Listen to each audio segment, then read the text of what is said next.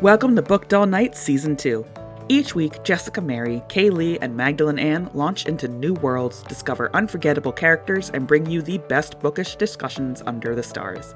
We're a cozy corner of the internet, so be sure to rate us, leave a comment, and join the polls after each episode. And don't forget to hit subscribe so you never miss a chapter. Alright, you lit-loving Libranauts, grab a seat, grab a book, and join us as we explore some new pages. So this week we are diving into 11 through 20 for Heartless Hunter.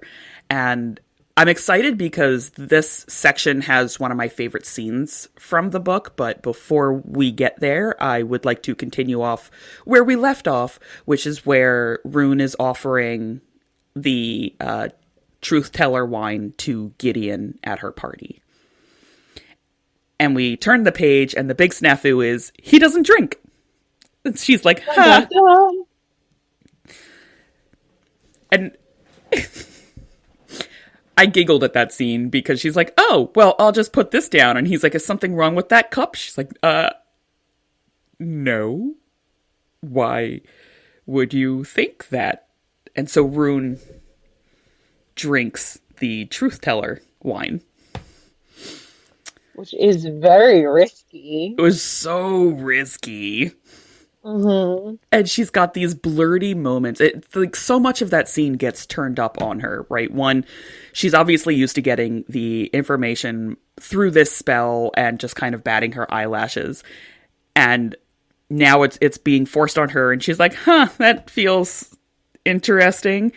And she's like, well, so long as he doesn't ask questions that have bad answers for me, I don't have to worry. And she gets the invitation to the Luminaries dinner, which is for like heroes of the rebellion, and she's like, well, I don't want to go to that. And he's asks, why not?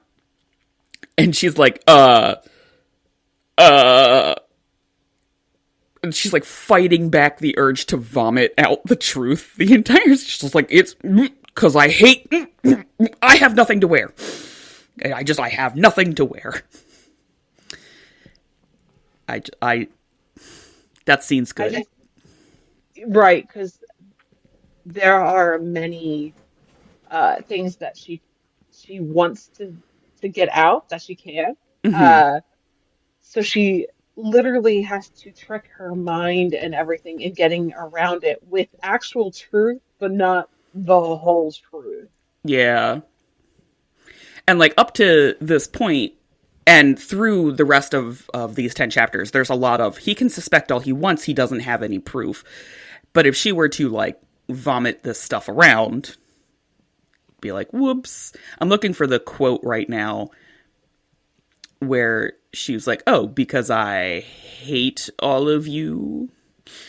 I mean, and again, she doesn't technically lie. So She doesn't. can't. She doesn't. She does not have a dress to wear, and her seamstress is like on vacation, so she tells the truth. It's a truth. It's not necessarily the truth that he is looking for. But one of the lines that she thinks when he was like, "Oh, how is that a bad thing to go be the guest of honor?" Her immediate thought, and she doesn't say this out, is, I can't stand it any longer. If I have to toast the villains who murdered my grandmother one more time, I'm going to set them all on fire. And there's a lot of, another one of the thoughts is, I hate this horrible republic. I would burn it to the ground if I could, but I'm only one girl, and if I don't play along, girls like me will continue to die. And that feels a little on the nose considering the election that just happened, so there's that. But yeah, after that, she blurts out, there's no time to have a dress made, and he goes, that's unfortunate. Which does lead into my favorite ongoing scene where Gideon designs a dress for her and brings her over there with the intention of getting her measurements, which would allow him to see if she's got any casting scars. And they both, this is one of many scenes where they both know what the other one is up to, and they do it anyway.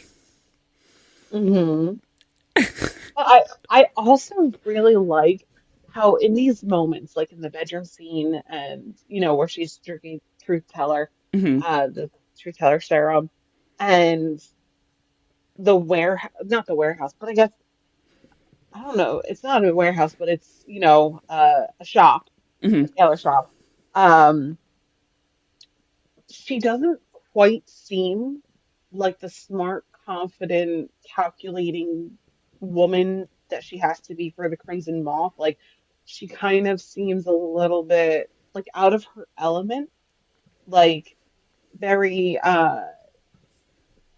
like I don't want to say normal, but like she doesn't seem No, I think normal is a good word right, for it. That there is right. this weird shimmer of normalcy that happens between them, and like it also Hmm. comes up in the tailor shop in that Gideon has these tailoring skills, and it's a peek into what might have happened had there been no rebellion or reason for it. If Gideon hadn't gone into the guard, would he have taken over his parents' tailoring business? And Right. something similar to Rune. Like if this rebellion doesn't happen, she would still have her grandmother, and she'd have a tutor to go on through this. It would be a completely different. She might be free Right. to be the ditz that she pretends to be, which is a weird thing. Right. So I really like that glimpse of her where she's not as ditzy as she pretends to be, but she's also not as super smart and calculating uh that she just has a chance to be her. Yes. And I really like that in this scene, she realizes what he's doing and snaps back into the game. Like you just get a glimpse of her and it's just so like heartwarming. And then she's like, oh yeah, let me turn Yeah. because I have to.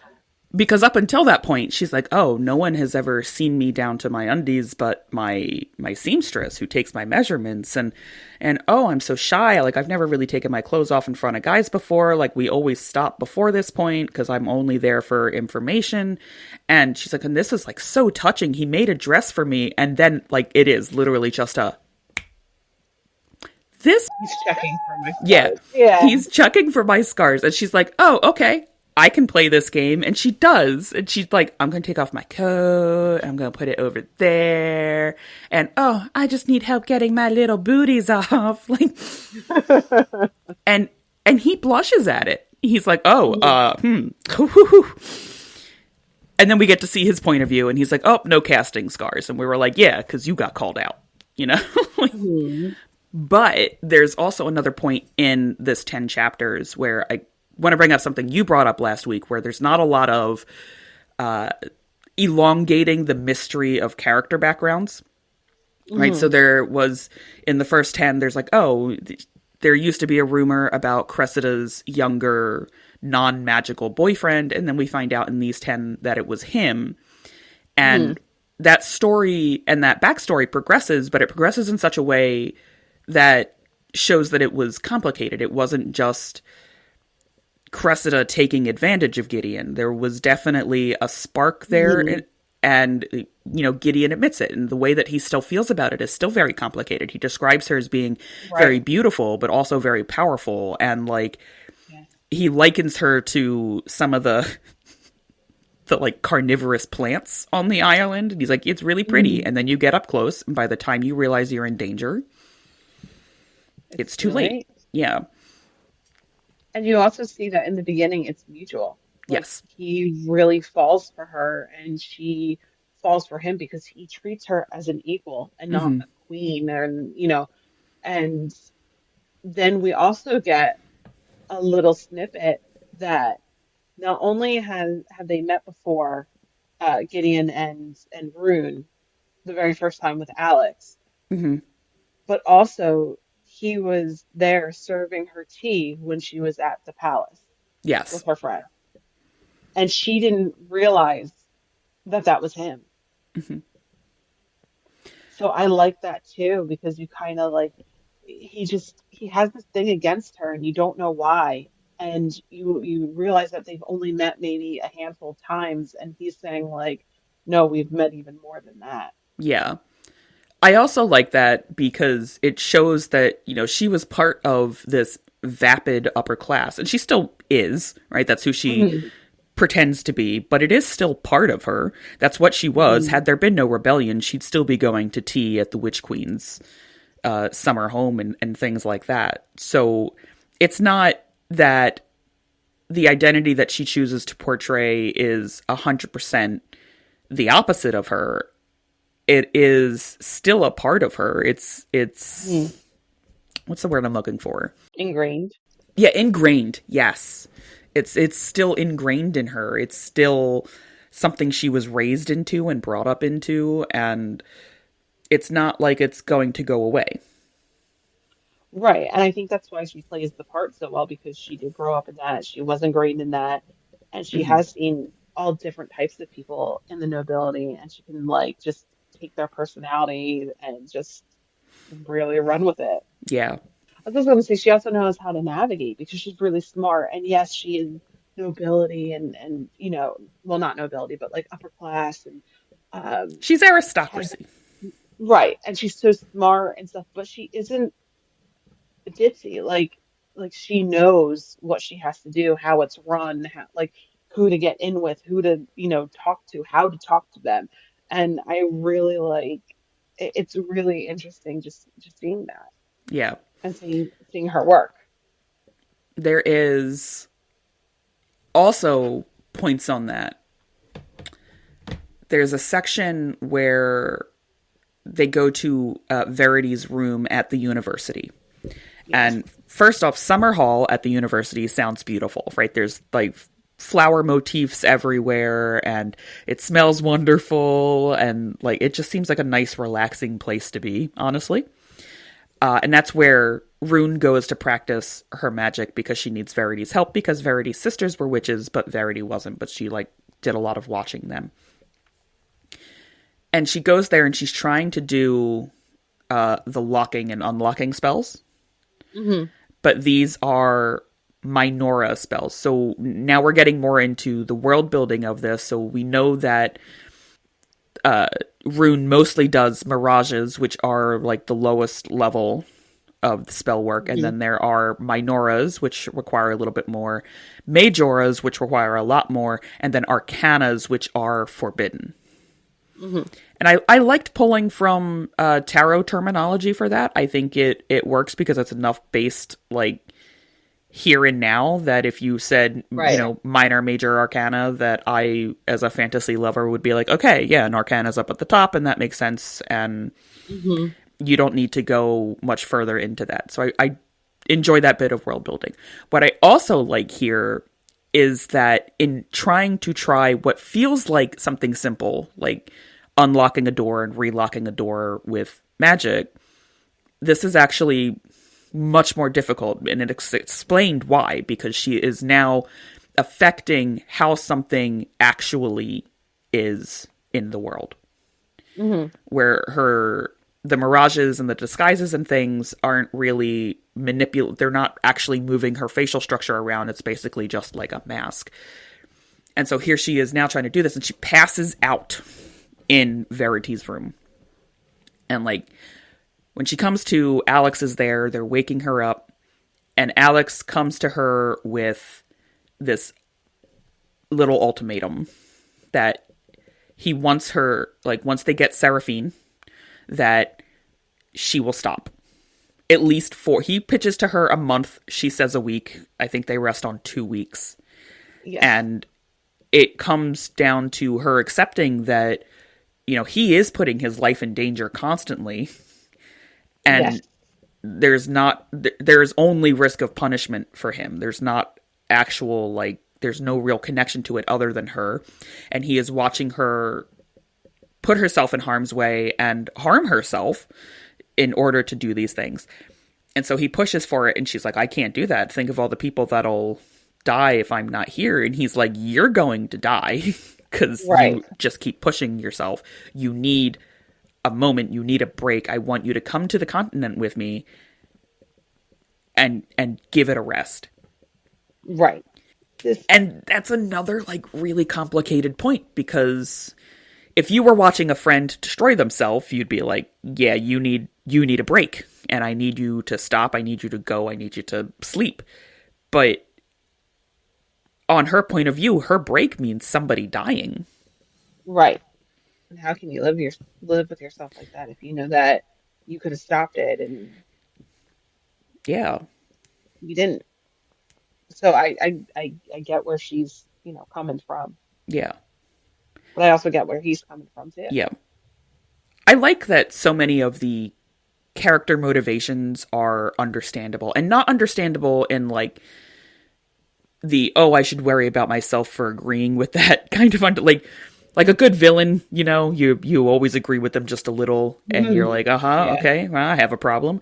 But like each of these people have some trauma from the past that led them down this road, and no one is just wrong to be wrong. They Right. feel fully fledged, like every single character. Yes. And very like you said, like there's enough concern. Like it's not just like, hey, you need to rest because you're gonna worry your pretty little head. It's like it's very complicated. Hmm. Like if you don't rest, you could die. But on the other hand, if you rest, other people could die. Like it's very like actual life when Yeah, you're presented with a problem. there's But this, mhm, there's also out of that scene is when Alex is like, because she wants to go in and get the map of the palace dungeons that are at somebody's office that's having a party that night. And Alex is like, "Oh, well, I know where that office is. Do you know where that office is?" And she's like, "No." And he's like, "Well, if you want to know where that office is, you're going to take a break." right, yes. I will say though, this scene made me doubt a little bit. I don't know if that's the right word, but it's like the Crimson Moth is so good at what they do. They, save these witches and oh they're um dodging the guards and oh they're so like they just cannot be pinned down. Hmm. But she can only do little tiny itty bitty spells. Like nothing complex, nothing crazy. And it's just like, how is that plausible in this world? You I th- know? And okay. I do see how it is, but like at the same time, I don't know. I feel like maybe she should just be a tiny bit more advanced in the art of witchcraft for it to be like more like solid for me. All right. She can't pick a lock. How to answer this? How to answer this? She probably has help. Mm,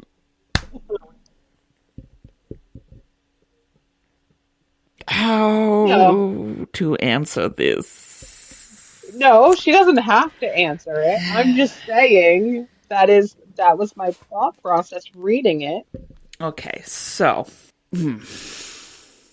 You don't have to answer.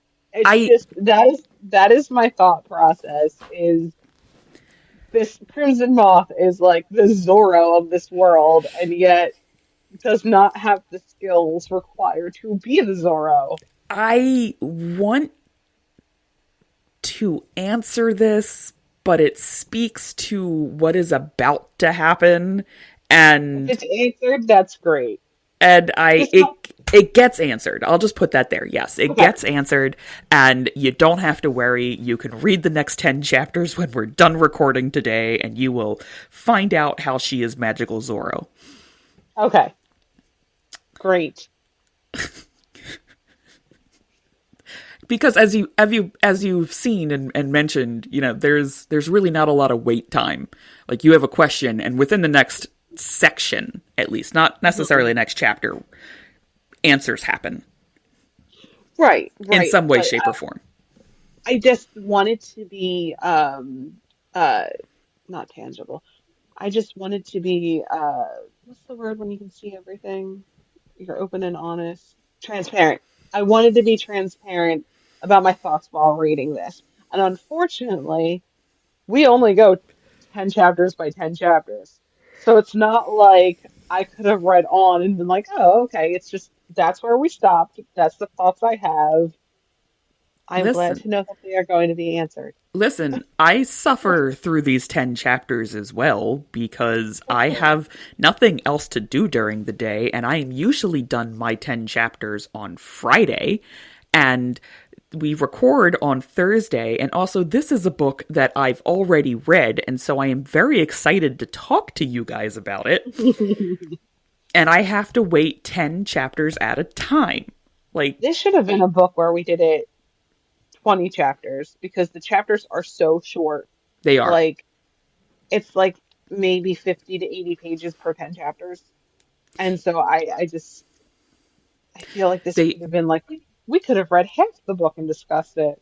we probably could have. But I like the 10 chapter points, especially for this one, because I think it lets us leave off at a good spot talking wise. You know, Mhm. each of these 10 chapters will come around and it'll be like, and then this is about to happen. And so we're not in the middle of a thing happening. We're on the Mhm. cusp of the next thing happening.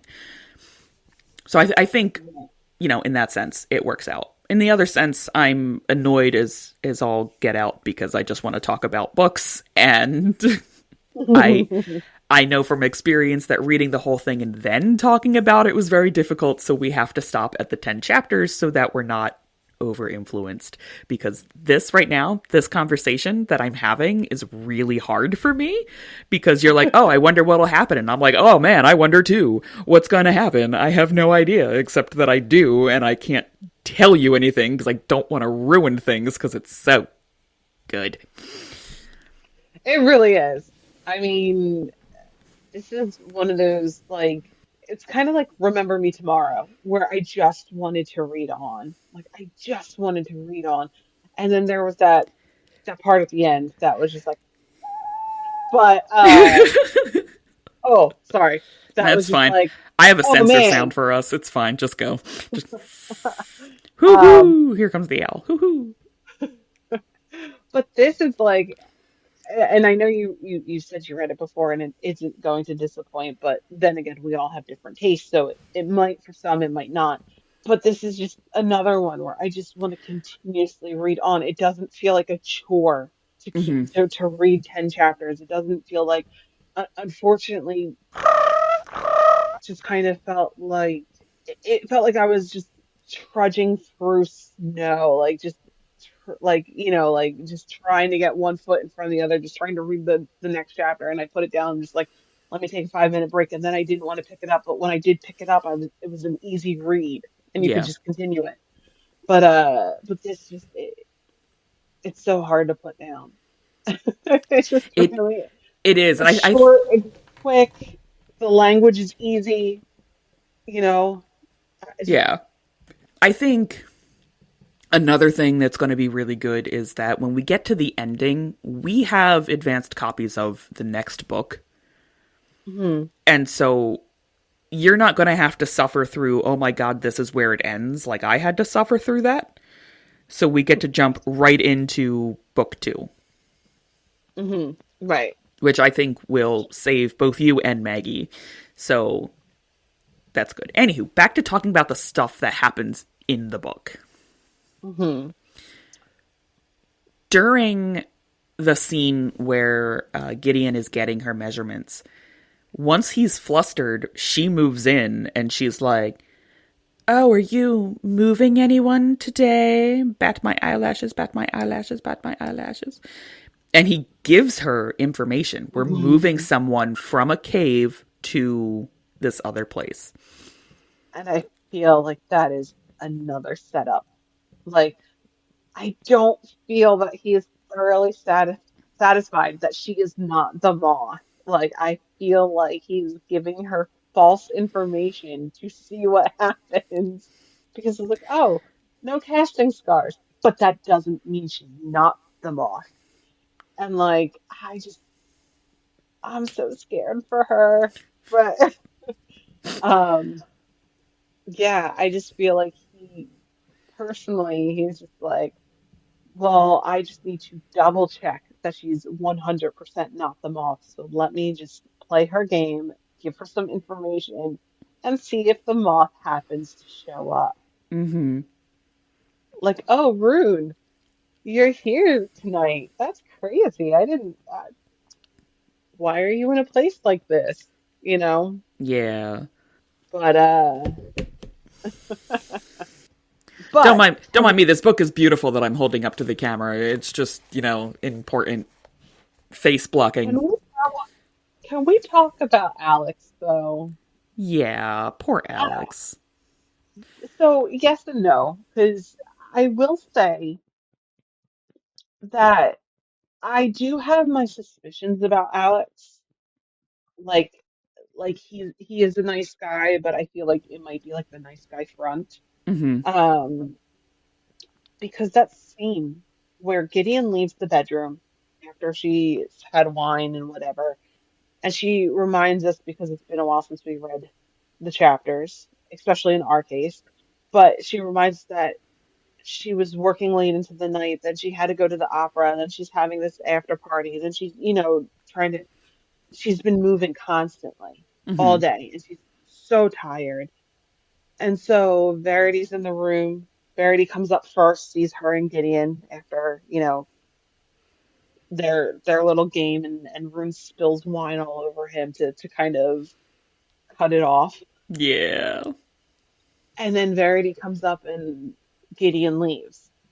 And then Alex comes up. And then Verity's like, oh, I'm going to go back to the party and just say, you'll be down soon. You'll be back to being a hostess soon. And Alex starts taking off her shoes, taking off, getting her like kind of comfortable, laying her in the bed, getting in, like putting his arm around her. And I'm just like, I don't feel comfortable with this. Like, I know I should. Well, I don't know if I should or shouldn't, but like, it just, It No, I was I, also weirded out when he like babies her into the bed. But like yes, it you were a former theater kid as well, yes? yes, yes, I was. So in my theater program, we very often like did stuff like that. Like, oh, somebody's asleep on the couch, we'll get this stuff off, we'll put a blanket on them, we'll, move the shitty couch that nobody should ever be sleeping on because it's the theater kid couch and things happen on that couch. Like, there was a lot of mothering and like parenting in there. And that's what I feel like that is supposed to be like. But Hmm. but given that we know that Alex has feelings for Rune, it does make it awkward. But even Rune's reaction to him doing that, she doesn't mind. And when he Hmm. comes in to lay with her, she finds a lot of comfort in that. She's like, "Oh, Hmm. I enjoy the weight of him and the warmth of him next to Hmm. me." Which makes me want to slap her because like every time he expresses interest, she's like, "Could Alex like me?" No. And don't get me wrong, I'm oblivious, right? There have been guys in my past that have flirted with me for like 3 years, and the only reason I noticed was because they stopped. Like I get it, we're not all in tune with Right, everything, but like this guy is getting into bed with you and snuggling you. Why are you surprised that he has feelings for you? right. Just for once in a YA book, and I don't know if there is one because I haven't read them all. It's I new just adult. want them. No, Oh, it is. It sorry. is. It's new adult, so it's not young adult, and It feels young adult to me. yes, and Just it's the vibe. yeah. But sorry. But I just want in one of these books for them to realize that that person likes them and just be like, "Hey, I know you like me, but I'm drawing the line." Like we can be friends, we can have that close relationship, but just know that your feelings are not going to be returned. And just have that Yeah, as a friendship or a relationship status. I would like to see clearer boundaries as it comes to it, Hmm. particularly like younger romance books where because Rune and Gideon are like 1920ish. Hmm. I think maybe 2021ish.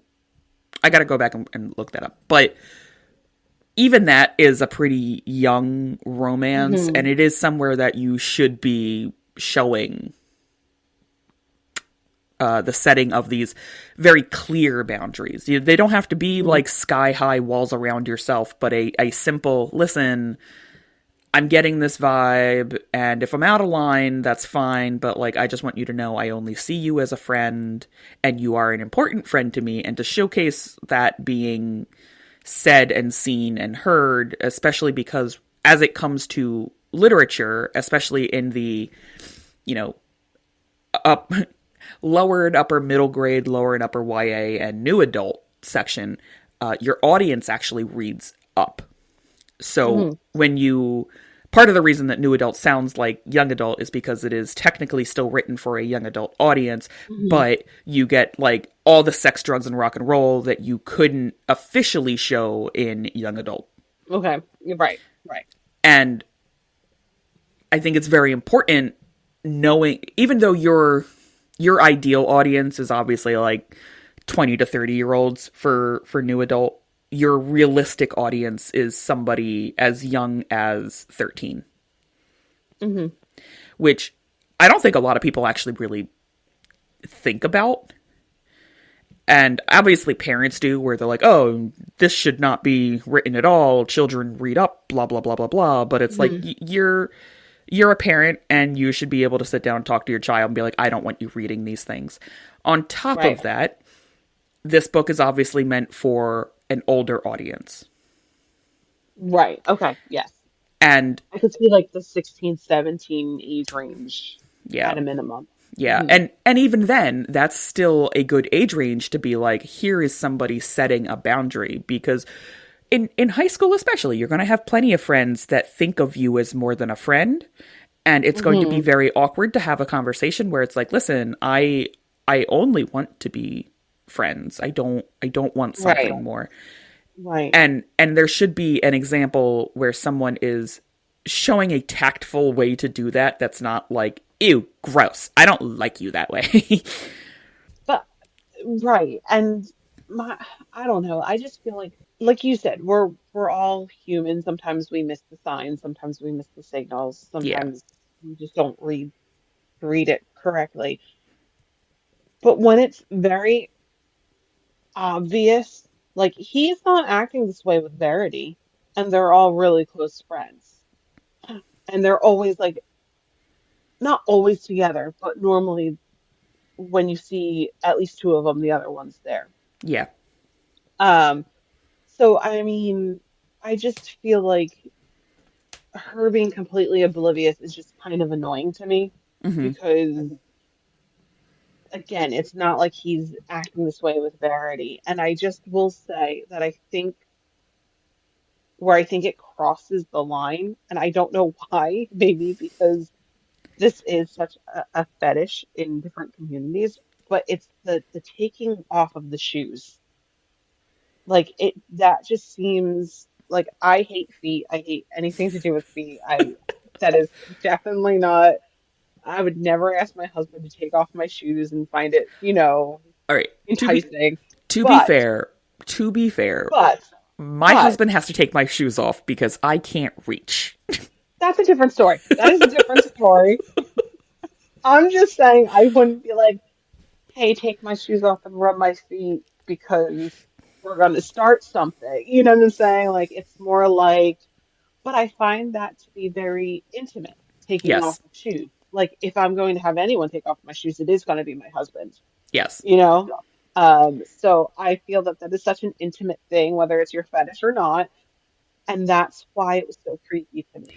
There's already been a couple of intimate moments like that between Alex and Rune, right? When they go to the opera and he pulls her aside, he pulls her into a very tight alcove. And it's tight and it's dark and their faces are like inches away from each other. I think like one of the things she says is like his eyelashes brush my cheek. I'm like, how close is he to you that his eyelashes are touching your face? Like, but that kind of, I don't want to say space invasion because she welcomes him into that space, but that sort of like closeness is definitely intimate. And so it's not something that's out of the realm for them and their relationship. But I do agree with you partly that like taking off her shoes is very intimate. That is more than this motherly taking care of you thing. And it's a little weird. Mm-hmm. But Yes. I think knowing the rest of his character, I don't think taking off her shoes is something sexual. I do think that it is something meant to show that he cares very deeply for her. And Mm-hmm. which leads me into my full agreement that yes, the more that she does not notice or recognize or acknowledge in any way, shape, or form the feelings that Alex so blatantly has for her, I do Mm-hmm. want to just jump into the book and smack her upside the head. Right. Right. That's what I'm saying. I just wish that one of these books would just have that boundary talk or like make it very clear that, yeah, I know you like me, but I'm not returning the feelings. Katie And Katie writes a romance where nobody romances anybody because everybody sets down boundaries. Listen, I recognize that you recognize that I'm a cutie pie. I do not like you that way. Next! you know what I'm gonna do?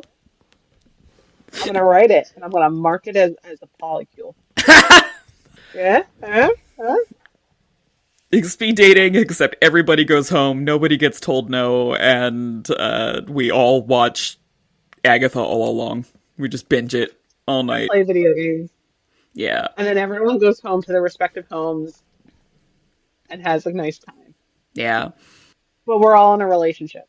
We are. We're all in a very loving relationship, and it's nice. Oh, there is one other part in this section. It's the day after the party, and Gideon is at the gym, and he's like Ah, shadowboxing, yes. and Alex comes in, and he's like, "What the actual hell are you doing?" And he's like, "Oh, I just thought I'd throw myself," because he's got a cover, because he can't be like, "Hey, I think your friend's a witch," right? Because then Alex is definitely going to be like, "Hey, don't see my friends anymore." So instead, Gideon goes for the complete asshole route, and he's just like, yeah, I'm trying to bang your friend. She's cute. And I, Alex calls him out. And I love how Alex calls him out. He's like, "You've never liked her before. Why now?" yep. And then he punches him in the face. Like, Which is yes! Punch which everybody is in the what you should face. do. That's what you should do when you feel like punching someone in the face is You just should go just and do punch it. that Yeah. person in the face. A public service announcement from Booked All Night. If you feel like punching someone in the face, punch them in the face. And then I get to edit something from future Jessica while she's editing. Please do not actually punch people in the face. Booked All Night does not condone violence of any sort, except when punching Nazis. Yeah. That's I not I Ugh. loved that because it showed it was such a like all of these scenes are such great scenes for character. You know, because we already know that Gideon and Alex have a unique brotherly bond. They are both protective of each other in the usual way, but also in something else that has not yet been explained.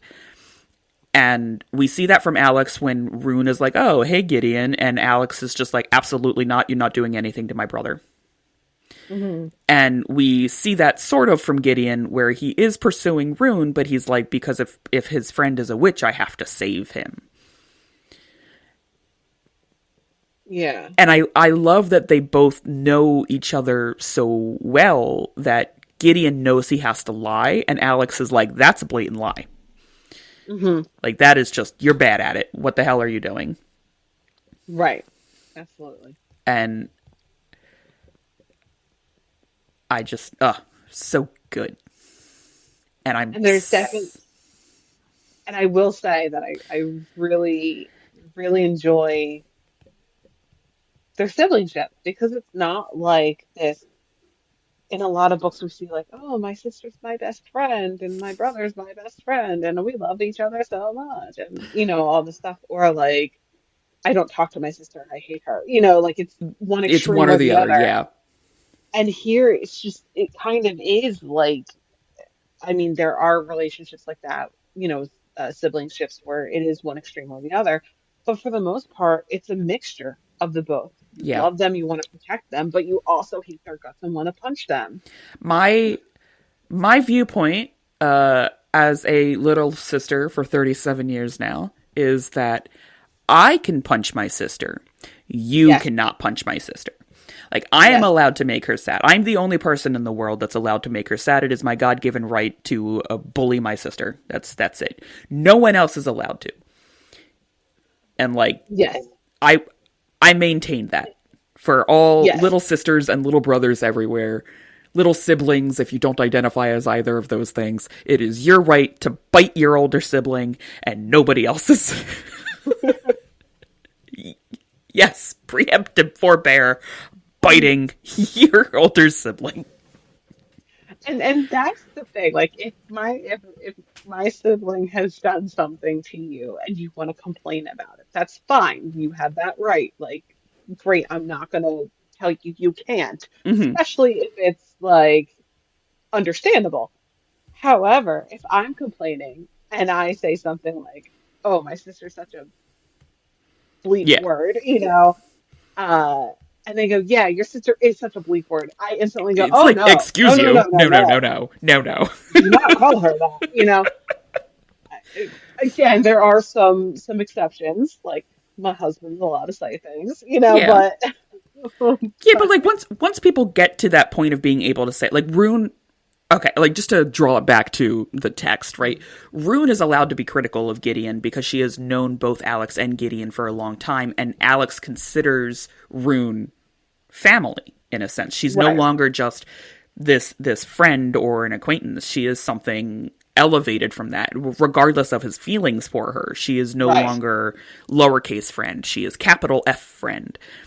And the same goes for like Verity. Verity is family now, so she's allowed to be critical of things about Rune, and Rune's allowed to be critical of things about mhm, her, and then things like that.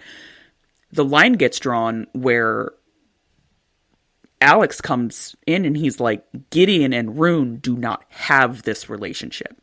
right, They right, have not earned that. Neither one of them has earned this place in the other's life, and he is upset on both accounts because he sees both of them being used by the other. right. He's also incredibly jealous because his brother's like moving in on But the girl he likes. but he's But also he's also got a point because Gideon has done everything he can to avoid Rune. yeah, Like, it's not like they all grew up together playing and having fun and climbing trees together, and then Gideon, being the older person, went off to the military and all that stuff. And it's literally like Rune and Gideon have had very little interaction. He's avoided her, and hmm, he even says something to that effect about Cressida, the witch queen that he was involved with. Was, yes, she would not have let me work for you. She yes. would have never let me work for you. That whole section Which, when mhm, he has that flashback and he mhm, is explaining, she would not have let me work for you, she would not have let me talk to you. mhm, Like, just those lines alone say something about their relationship. And yes. like, And and at first I thought it was at first, because this is me reading and thinking, as I'm reading. So get your book ready. At first I was like, oh, she with what he's explaining, like, oh, you get close to her and then by the time you realize it's wrong, it's too late. At first I was like, well, maybe she's just really jealous because people tend to be very jealous of their lover, their partner, or whatever. But then I was thinking about it because they do have that attraction, and Gideon has tried to treat Rune terribly and avoid her and give her the cold shoulder. I feel like he did have feelings for her because he even says she's beautiful, but she's just dumb, and I hate that she's dumb. But he also admits that there's something there that draws him to her. Like, there's just something beneath the surface that he just can't tell what it is, but then so disappointed because she's so dumb. So I feel like Cressida wouldn't let him talk to her or work for her or anything because maybe Gideon did have something for Rune, and Cressida knew. there's also a And, that's why. section when Rune and Gideon first, they both have like obviously two different sides to it, and they both kind of remember, like, Rune remembers getting snubbed and Gideon remembers why he snubbed her. And it's the first Hmm. time that she had gone over to their house and she was with Hmm. Alex, and he immediately realized that Alex liked her. Right. And so he was like, ew, you're gross. And he like went away because he was like, I'm not stepping in on like, Hmm. I don't want to say my brother's territory, but essentially his brother's territory. He was trying to be respectful of his brother Yeah. and his feelings. Yeah. Yeah. And so we already know at the very least that he does find her attractive. Yes. And we get to see that a little more in that scene where he's taking her measurements because he gets stuck looking at her boobs for a little bit. And he's just like, I mean, boobs, neck, no, gotta look up a little bit more. Lace bra, and it's Leg. legs. Legs. Yes, Legs. that's the scene when we learn that Gideon is a leg man.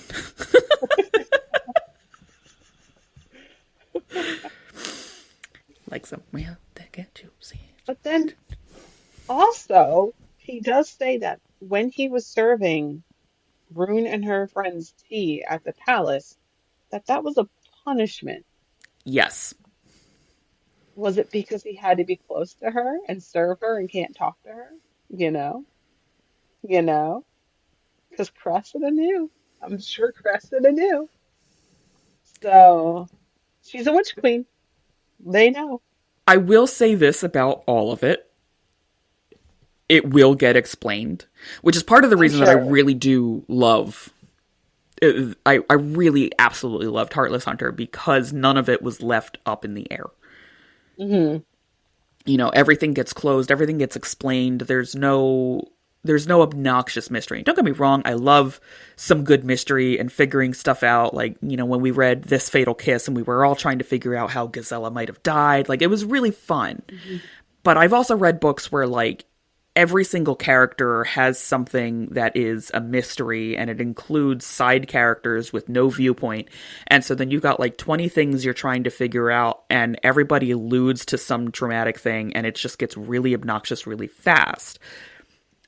This Fatal Kiss did it really well, and I think Heartless Hunter does it very Hmm. well as well. Right.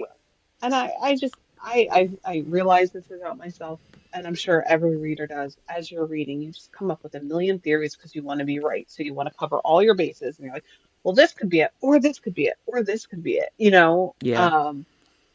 And that's the thing. We're only 100 and some pages into this. Like we're still at the very, I wouldn't say the very beginning, but we're still not even a third of the way through. We And have we're at like 25. I think we're at 25%. we're Okay. about to be halfway through. Okay. So we're a little less than a third. No, Hmm. we're where is it? We're a third through. So we're at Yeah. 35% And then on. Rebel Witch has like 80 chapters. 20 chapters a week. No. 20 chapters a week. 20 chapters a week. Um, but yeah, so we're still in the very beginning. So all these theories are being set up. Like you're trying to see which way it's going to go. You're Hmm. coming up with like at least I am. I'm coming up with all these theories. I'm like, I don't trust this person. I don't trust this person, but I want to trust them. Do I trust them? I don't know. And so like, well, he could be this and he could be doing that, and like Alex, I want him to be this nice guy. I want him to really be working with her and for this for the witches to help actually save the witches. But then I just have like that feeling because I want to be right that there's something off. He might be a double agent. My Like Did you ever read The Red Queen by Victoria Aveyard? no. So she has this famous twist in chapter 26 where somebody you thought was good the entire time actually turns out to be incredibly evil. And every time I read a nice guy character, I have been scarred by this particular plot twist, and so I never trust any nice guy character. Hmm. And between that and Pokeballs that shake 3 times but still open, I have major trust issues. I just do. I just I think for the mystery thriller genre, it's the same. Mm. Like there's all like the the authors always want to pull off this twist that like either the main character can't be trusted or has uh some mental health issues that make them the bad guy in the end. made like, oh, I have multiple personalities, so like it was me the whole time, It sort of was thing. me, myself, and I the whole time. Right.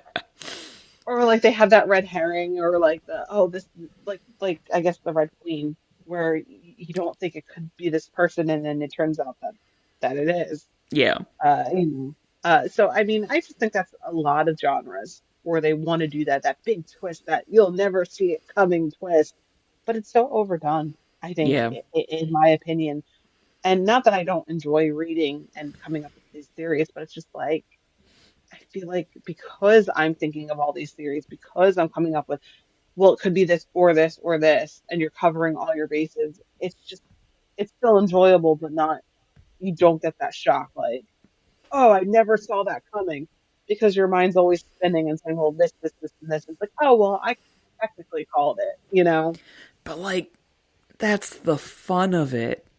That is, That's what it is. I love about reading and writing as well, because sometimes I come up with an idea and I'm like, that's a great idea. And I don't just mean like I've been bored at work and so I was like cyborg pirate ninja zombies, right? Like that's my quote unquote great idea. But I mean like something that Mm-hmm. fills in a plot hole and you're like, this is great. It's already set up to be here and it's not something that's been heavily set up to be here and it just Hmm. clicks and it's so satisfying. It's satisfying as a storyteller, it's satisfying as a story consumer, and I want more of that. It's the quickest way to have the dopamine go through the body. Hmm. Yeah, absolutely. And I agree. Like I feel like there's pros and cons with it. Like Mhm. it's really fun to come up with all these theories and like be like, oh, I called it. But it's also fun to not,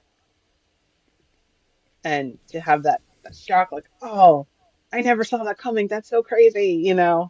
Yeah, it's so good, and because then you get to like talk about it with your friends who are also reading it. Like, Hmm. that's a whole other episode to just talk about how good it is to talk about books and Hmm. uh